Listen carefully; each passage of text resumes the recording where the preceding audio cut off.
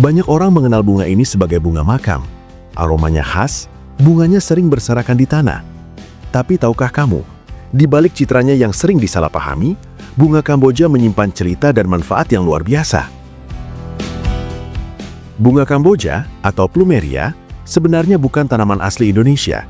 Ia berasal dari wilayah Amerika Tengah, lalu menyebar ke berbagai negara tropis karena kemampuannya bertahan hidup di kondisi ekstrim. Batangnya keras, bisa tumbuh hingga 6 meter. Daunnya panjang oval, dan bunganya berbentuk trompet dengan warna putih, kuning, merah, pink, hingga oranye. Kamboja sering ditanam di halaman rumah, tepi jalan, hingga area pemakaman. Bukan tanpa alasan. Tanaman ini mudah tumbuh, minim perawatan, tahan panas, dan berfungsi sebagai peneduh alami. Bunganya juga sering gugur dengan sendirinya, seolah menabur bunga tanpa perlu dipetik.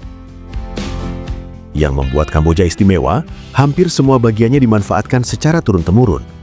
Mulai dari akar, daun, kulit batang, bunga, hingga getahnya, digunakan dalam pengobatan tradisional untuk membantu mengatasi berbagai keluhan, seperti sakit gigi, batuk, rematik, radang, masalah kulit, hingga gangguan pencernaan.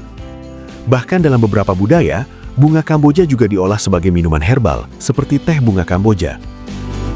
Di Bali, bunga Kamboja memiliki peran penting dalam upacara keagamaan. Sementara di Laos, bunga ini dikenal sebagai Dok Champa dan ditetapkan sebagai bunga nasional. Bagi masyarakat Laos, Kamboja melambangkan ketulusan, kegembiraan, dan keberuntungan dalam hidup. Tak banyak yang tahu, getah Kamboja di masa lalu pernah digunakan sebagai racun berburu di beberapa wilayah Afrika.